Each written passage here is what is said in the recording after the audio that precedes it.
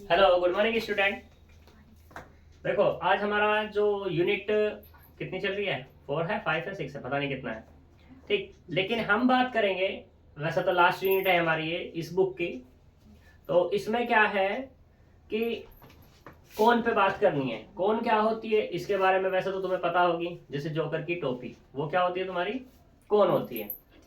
ठीक, और जो हैप्पी बर्थडे वाली एक टोपी होती है, फिलहाल आजकल तो गोल आने लगी है, लेकिन पहले क्या होती थी, लंबी आती की थी, वो कौन होती है। ठीक है, सॉफ्टी, वो भी क्या होती है तुम्हारी, कौन होती है। अब वो बनती कहती है, बनती कैसे है, इसके बारे में हम बात करते हैं। ठीक है, तो कोई भी हम एक पॉइंट लेंगे, कोई भी हम एक क्या लेंगे यहाँ पर, पॉइंट लेंगे। कौन की डेफिनेशन पे हमें बात करनी है। तो जैसे मान लो ये पॉइंट लिया हमने, ये वाला। ठीक है, तो पहले डेफिनेशन ही पढ़ लो, वैसे तो मैं बना सकता हूँ directly. A cone is a surface generated by a moving straight line which passes through a fixed point and intersect a given curve और touch a given surface। ठीक है, क्या कोई भी हमारे पास, एक पहले बात कर लो किसके बारे में, पॉइंट के बारे में। अब इस पॉइंट से होते हुए एक स्ट्रेट लाइन ले ली हमने, ये कोई भी हमारे पास कर्व हो सकता है, उस कर्व पे हमें बात करनी है। कर्व कैसा भी है हमें नहीं पता कैसा है। तो स्ट्रेट लाइन है, ये मैंने कह दी O और ये मैंने कह दी P। इस स्ट्रेट लाइन को इस O मतलब पॉइंट है, पॉइंट को हमने मान लिया है सेंटर। तो इसके कोरस्पॉन्डिंग जब हम इसको घुमा देंगे तो हमारी क्या बनेगी, एक कोन बनेगी।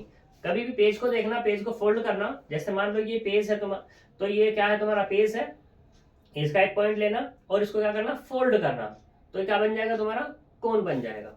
ठीक, तो वही इसके बारे में यहाँ पर कहा गया है।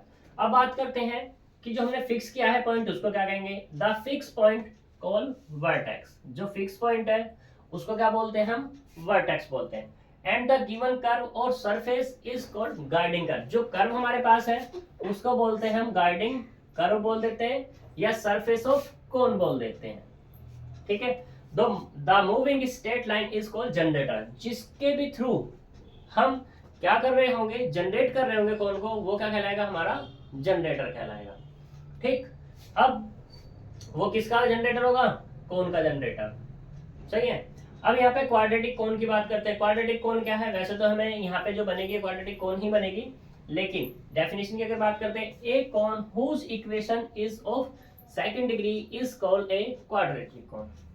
यानी कि कोई भी है हमारे पास इक्वेशन, ठीक है, सेकंड डिग्री की, वो क्या कहलाएगी तुम्हारी, कोन कहलाएगी, कोन की इक्वेशन कहलाएगी। अब मैं जनरल की अगर बात कर दूं, जनरल इक्वेशन तो वो होती है हमारे पास a x square plus b y square plus c z square plus 2f y z plus 2g x z plus 2h x y plus 2ux plus 2vy plus 2wz plus d equals to 0।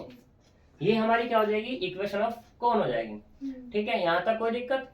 अब मैं थोड़ा सा तुम्हें एक चीज बता देता हूँ, वो मैं कई दिन से बताने के चक्कर में था, लेकिन ना तुमने ध्यान दिया, ना ही पूछा और ना ही कहा तुमने। ठीक है, तो मैंने तुम्हें एक बात बताई थी, कोई भी हमारे पास स्फेयर की बात चल रही थी, ये स्फेयर था हमारे पास। ठीक है, स्फेयर में डायमीटर होता है, इसके पॉइंट है x1 y1 और ये z1, क्योंकि क्वेश्चन भी नहीं आया तो इसमें बात भी नहीं हुई। x2 y2 और ये z, दो पॉइंट है।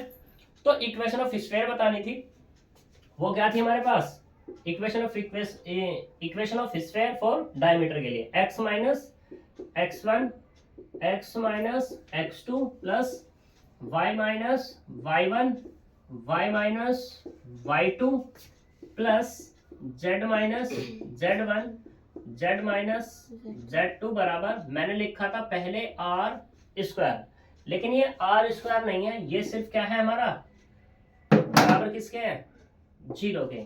तो ये हमारी डायमीटर की फॉर्म में इक्वेशन ऑफ स्फेयर है। ठीक है, तो वहां उसमें करेक्शन कर लेना कि जो r स्क्वायर हमने लिखा वहां पर वो r स्क्वायर नहीं होता है, बराबर किसके होता है, वो 0 के होता है। ठीक है, ये हमारा करेक्शन था और ये हमारी डेफिनेशन थी। सही। अब बात करते हैं कि ये जो हमारे पास जनरल इक्वेशन ऑफ कौन है, अगर ये पास हो जाए किससे, जनरल इक्वेशन पास करा दूं अगर मैं, पासिंग थ्रू द ओरिजिन, अगर ये ओरिजिन से पास हो जाएगी तो हमारे पास उस केस में then equation of cone is homogeneous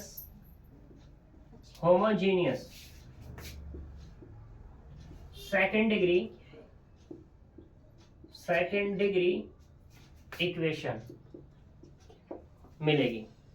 ठीक है, सेकंड डिग्री इक्वेशन मिलेगी। सेकंड डिग्री इक्वेशन से मतलब यहाँ पे क्या समझ रहे हो, अभी ये सेकंड डिग्री इक्वेशन तो है बट ये होमोजेनियस नहीं है। होमोजेनियस क्यों नहीं है, होमोजेनियस का मतलब क्या है कि हर एक टर्म में जो वेरिएबल की पावर है वो क्या होनी चाहिए, तुम्हारी सेम होनी चाहिए। बट क्या यहाँ यहाँ पर हर एक टर्म में डिग्री सेम है, यहाँ तक की तो भैया सेम है, क्योंकि एक्स की 1 और y की 1 तो 2 हो गई, 2 इसकी 2 इसकी 2 इसकी 2 इसकी 2 इसकी और 2 ही इसकी।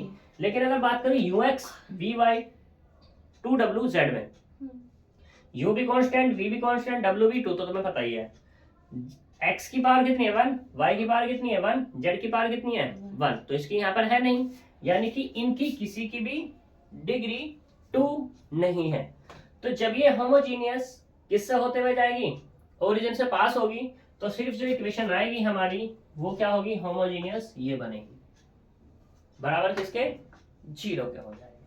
ठीक है, यहां तक कोई दिक्कत, तो मैं लिख देता हूं यहाँ पे, ये क्या होगी, ax² plus by² plus cz² plus 2fyz plus 2gxz plus 2hxy बराबर 0। ये हमारी होमोजीनियस इक्वेशन बन जाएगी। ठीक है जी, जब क्या हो गए, वर्टेक्स क्या हो जाएंगे इसके, 0 हो जाएंगे। यहां तक कोई प्रॉब्लम है नहीं है। तो अब इस एक्सरसाइज में हमें काम ही क्या करना है कि इक्वेशन ऑफ कौन बनानी है, वो भी कैसी, होमोजीनियस। बड़ा ही सिंपल है। तो एग्जाम्पल पे हम बात करते हैं, एग्जाम्पल से ही डायरेक्टली देख लेते हैं। तो इसे करो, एग्जाम्पल नंबर 1 पे बात करते हैं हम। ठीक है,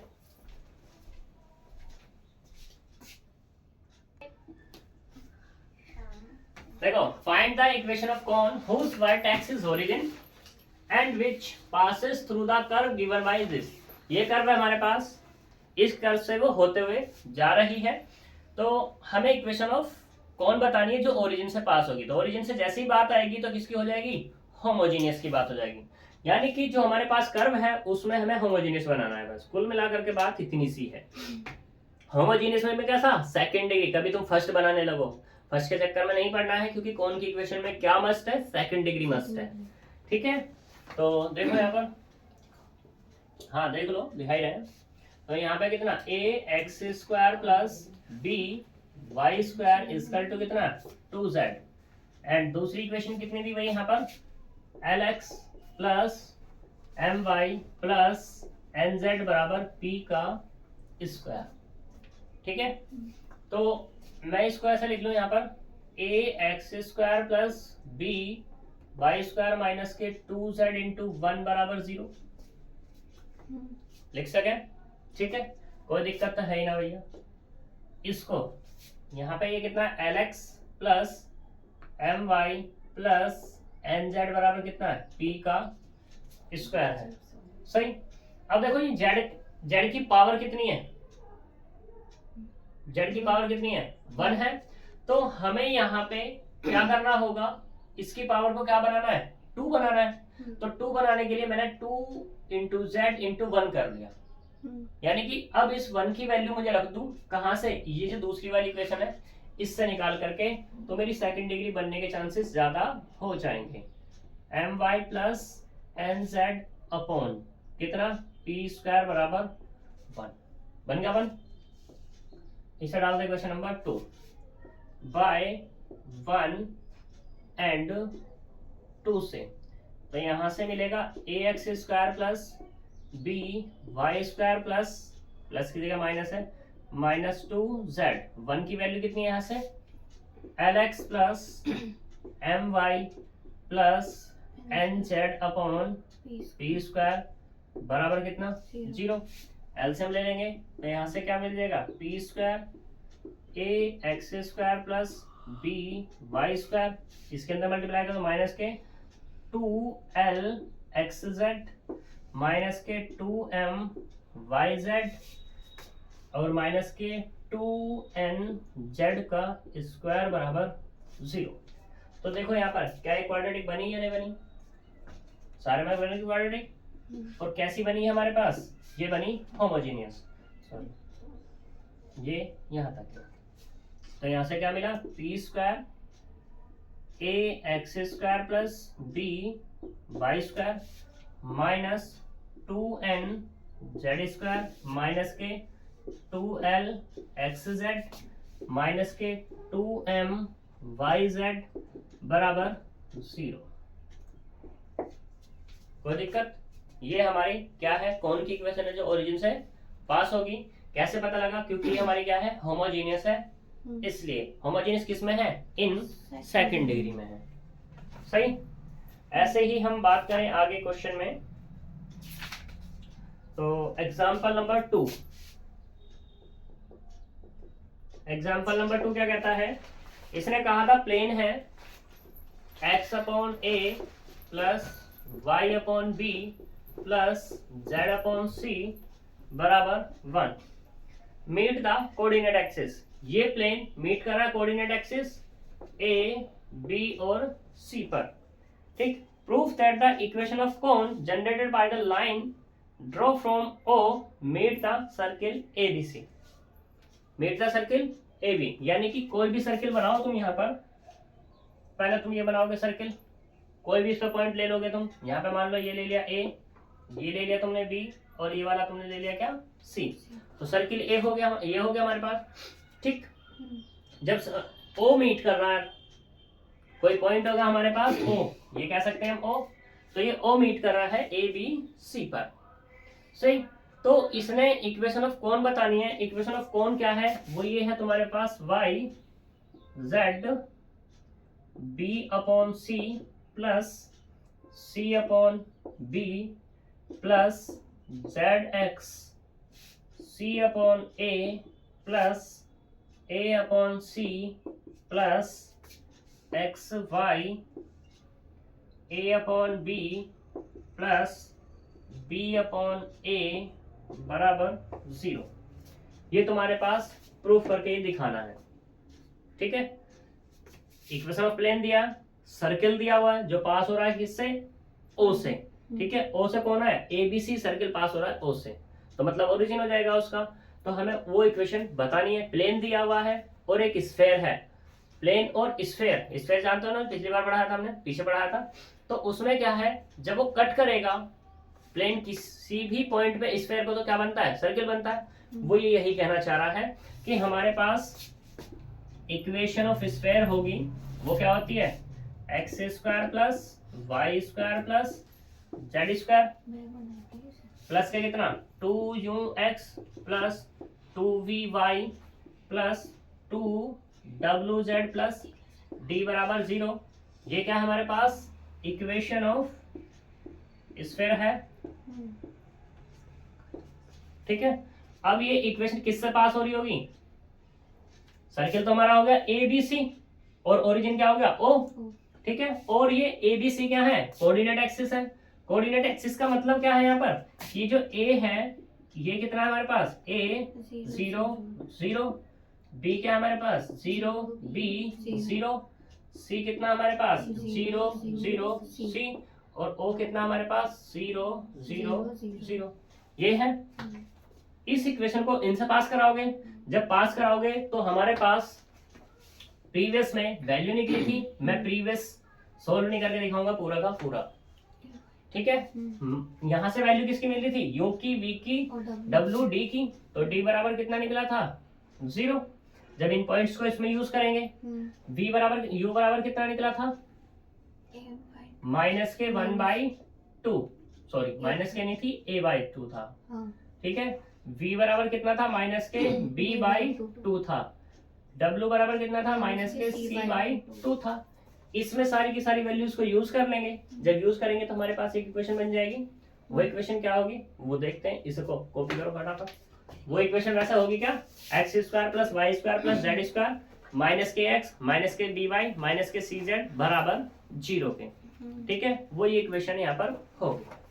तो करो जल्दी से।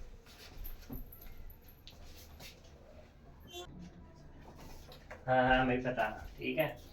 तो देखो अब हमारे पास इक्वेशन ऑफ स्फीयर क्या बनेगी, ये बनेगी x square plus y square plus z square minus k a x minus k d y minus k c Z बराबर 0। ठीक है, तो यहाँ पे अब तुम देखो क्या देखना है कि x square plus y square plus z square, मुझे एक कर्व मिल गया, माइनस कॉमन कर लेते हैं a x plus d y plus k c z into 1 बराबर 0 और 1 की वैल्यू ये रख लो। ठीक, तो क्या मिल जाएगा हमें यहाँ पर, ये x square plus y square plus z square minus के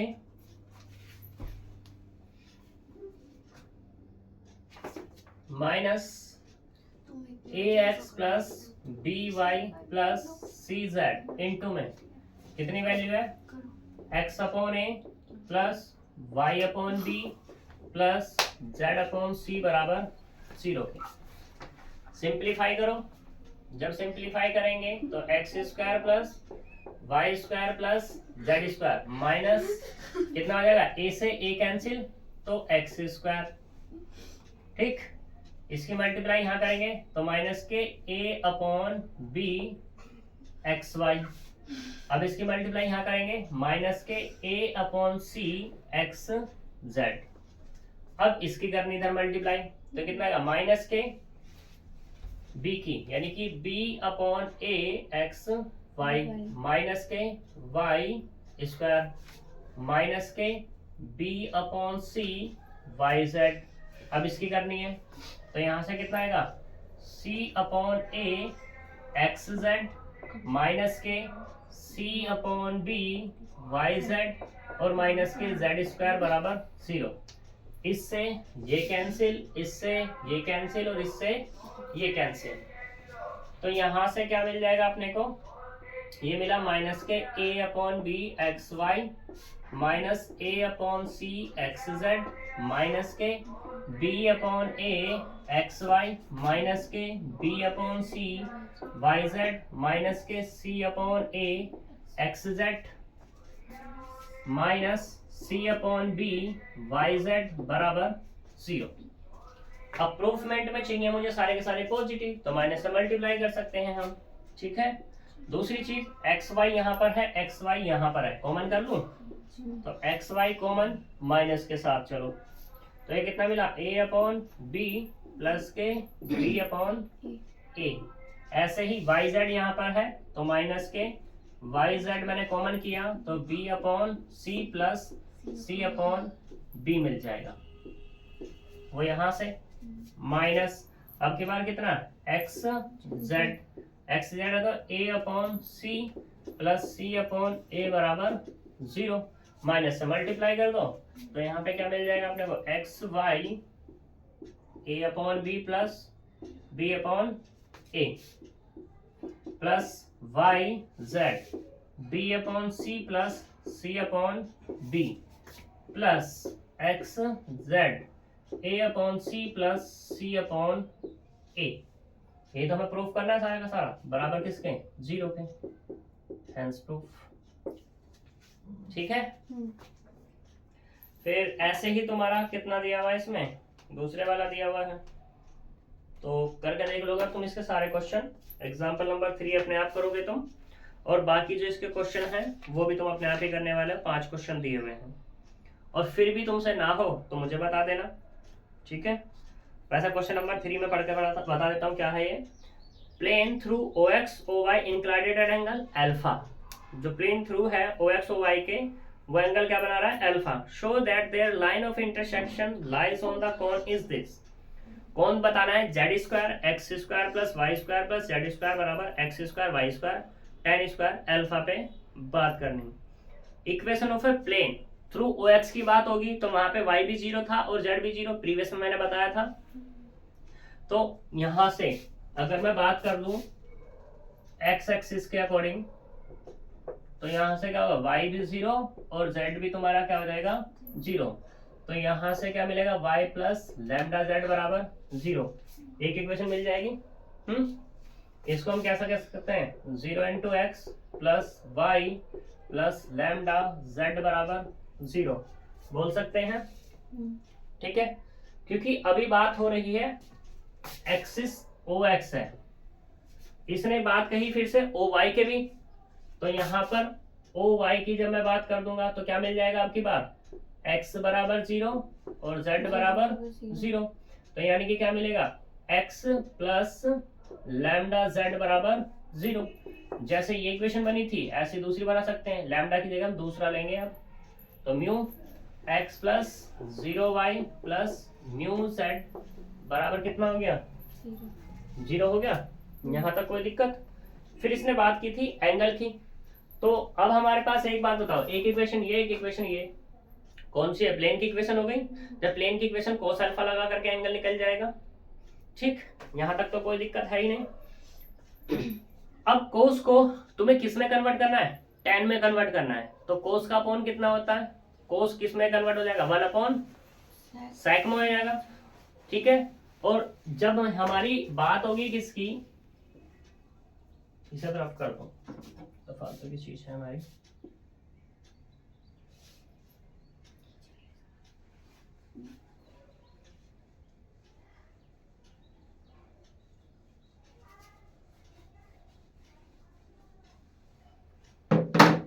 तो यहां से क्या लगाओगे तुम, कोस अल्फा। कोस अल्फा जब लगाओगे तो वैल्यू निकलेगी तुम्हारी कुछ 0 into x, 0 plus lambda mu Z, और अपॉन में निकलेगी वैल्यू कितनी निकलेगी, 1 प्लस लैम्डा का स्क्वायर और 1 प्लस म्यू का स्क्वायर। ये भी किसमें मिला तुम्हें, कोस में। अगर इसको बात कर दूं मैं कोस स्क्वायर की अल्फा तो कितना आ जाएगा, लैम्डा का स्क्वायर म्यू का स्क्वायर जेड का square 1 plus lambda square 1 plus mu का स्क्वायर। कोई दिक्कत। कोस अपॉन में कितना जाएगा, यानी कि इसको क्या लिख लूं, सेक स्क्वायर अल्फा, तो कितना 1 प्लस लैम्डा का square 1 plus mu square upon lambda square mu square z square. और ये कितना होता है sec square, 1 plus tan square alpha, इसकी इधर मल्टीप्लाई कर दूं, lambda square mu square z square बराबर कितना, 1 प्लस लैम्डा का स्क्वायर 1 प्लस म्यू का स्क्वायर, मल्टीप्लाई कर लेंगे तो कितना मिला, lambda square mu square z square, इसके साथ मल्टीप्लाई, फिर यहाँ से कितना lambda square mu square z square tan square alpha, इसकी अंदर मल्टीप्लाई कर लेंगे हम तो कितना मिलेगा, 1 प्लस म्यू का स्क्वायर लैम्डा का square mu square lambda square बराबर 0। अब मेरे पास ये दो इक्वेशन बची हुई हैं, यहाँ से लैम्डा और म्यू निकाल लो, उठा करके यहाँ रख दो, सिंपलीफिकेशन में जो प्रूफमेंट मांग रहा है वो आ जाएगा तुम्हारा। ठीक है, तो ये एक्सरसाइज तुम्हारी खत्म होती है, इसके सारे क्वेश्चंस कर लेना, इंपॉर्टेंट क्वेश्चन है, एक क्वेश्चन 3 से 7.5 नंबर में इस एक्सरसाइज से आना चाहिए। ठीक है, देख सकते हो सिर्फ क्या बनाना है तुम्हें, होमोजीनियस ही तो बनाना है, काट पीट करके जोड़ मोड़ तोड़ करके। ठीक है, तो मिलेंगे कल नेक्स्ट लेक्चर में नेक्स्ट टॉपिक के साथ। ठीक है, तो बाय बाय।